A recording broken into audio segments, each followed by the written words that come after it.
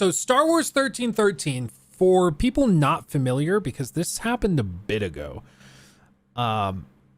this thing was announced a long time ago. Then it died. Basically, Star Wars 1313 was going to be the next generation of Star Wars games. It was being directed by Amy Hennig, who is one of the original creators of Uncharted. She is very well respected, and for good reason. I mean, she's done a lot of great work. I personally am not crazy into her Uncharted games that she worked on. She worked on 1 and 2 and 3. I think she left right after 3. Or I think she left in the middle of 3. I don't know. She left around that time, and I think it generally worked out for everybody. But Amy Hennig is very well respected, and she's done some incredible work. But Star Wars 1313 was being developed in-house by LucasArts. Very interesting and compelling. And they did an integrated development approach that involved Industrial Light and Magic, who is, again, another George Lucas company, very, very well respected in the motion picture industry and graphics industry. Lucasfilm Animation, who did the Clone Wars and all of those shows, and then also Skywalker Sound, who are some of the most well-respected sound designers in the industry. The game's title was trademarked in 2012. The game was officially revealed at E3 2012 the following month.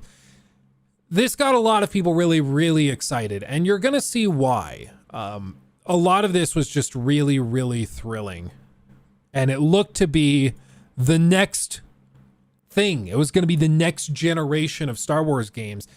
And if you think of Star Wars games in the 2000s going into the 2010s and now in the 2020s, we haven't had a lot of really compelling Star Wars stuff. We've had Battlefront launched 1 and 2, but Battlefront 2 was a total disaster. Battlefront 1 didn't have a lot of content. We've had the Jedi Survivor games and Jedi Fallen Order game that was also good. We got that Lego game that launched last year. That was fine, but there really has not been not a ton. Let's see what they were showing off back in 2012, 2013 that got people so excited.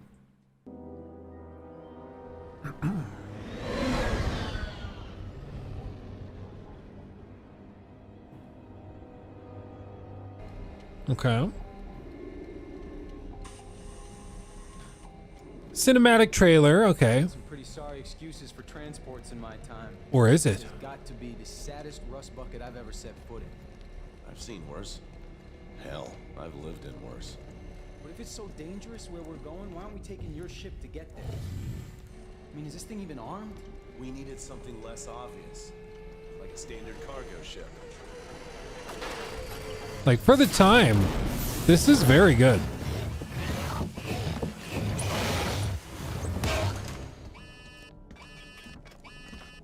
starting to think you brought me along just to do your dirty work.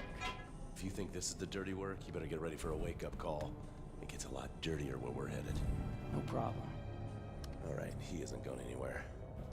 Might as well see if there's any place more comfortable on this rust bucket. It's a long way down. Down? Yeah, down. The rings aren't on Coruscant. They're underneath it. No. Already, in terms of tone, interested. Graphically, for 2012, this was stunning. Cargo lane cleared for descent to level 1313. Catch a deep breath. It'll be the last fresh air you'll get for a while. Fresh air is overrated. I like the stink. Let's see how you feel about that after you get 1,000 levels down.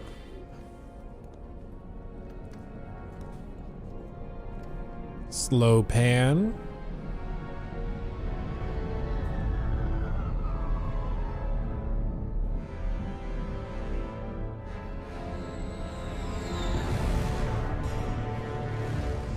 Uh-oh.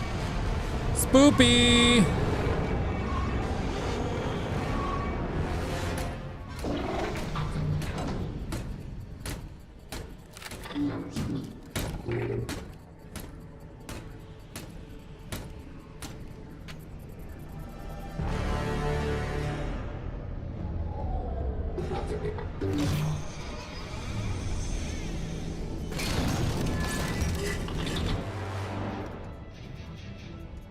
Y'all are dead. Y'all are done. Did the robot growl? Yeah, robots growl, dude. Did you not know that? Cringe. Like, come Not on. right here. You're telling me Let's check. this running on like a 360 would not impress you?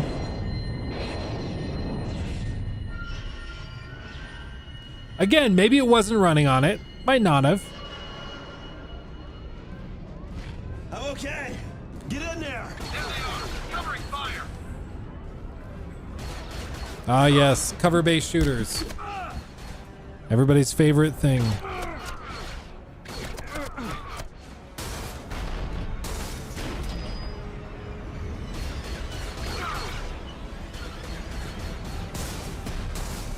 Oh, God.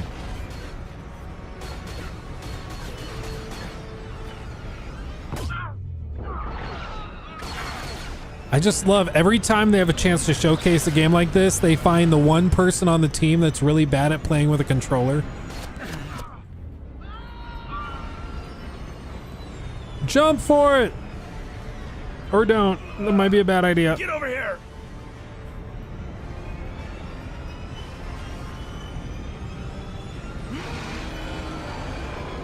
They're taking the mark.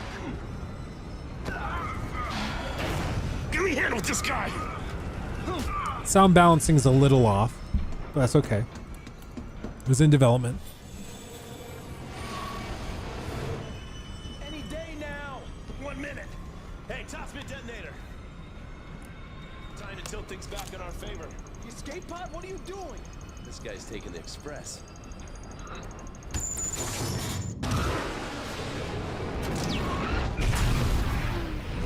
That was good.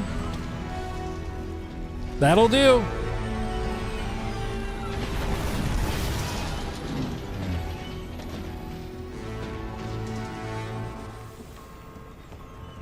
Was that really necessary? Nope. Look at that smooth cutscene to gameplay transition. That was not a thing in 2012, 2013. Even like The Last of Us had like straight cutscene cuts. Like it was not like that. It would take years for that to become standard. Well, I'm heading inside.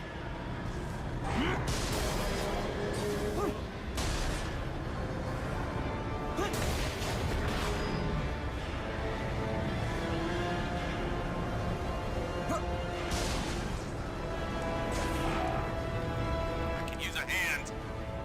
Nice strategy, by the way. You managed to wreck both ships at once. You definitely see the Uncharted inspirations.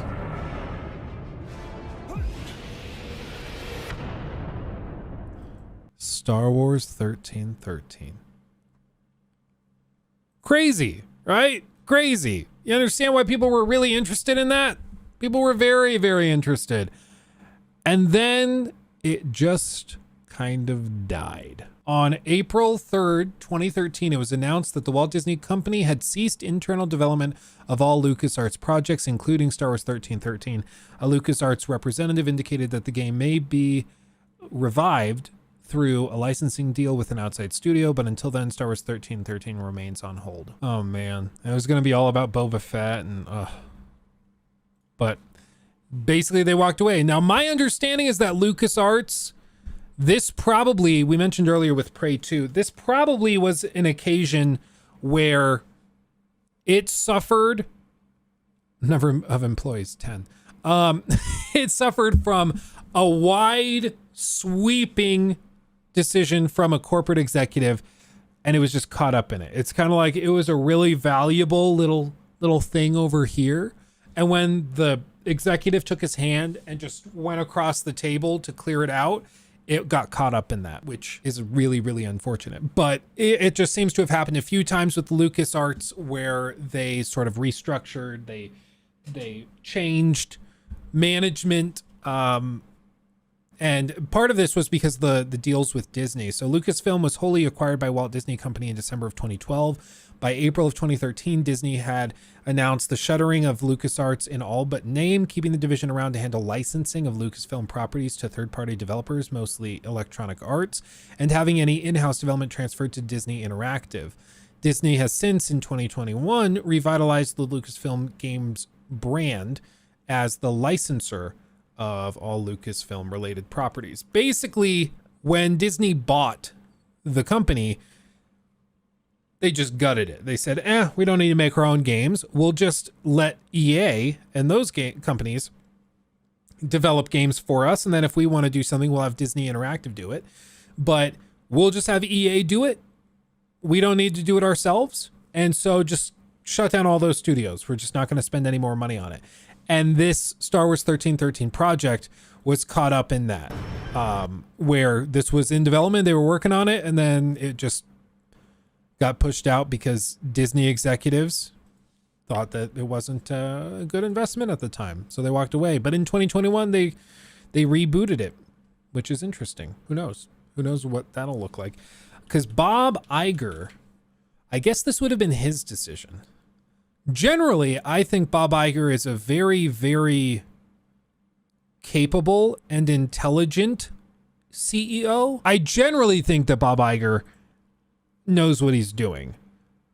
But you notice they rebooted Lucasfilm Games in 2021, right during the period that he was no longer at the company.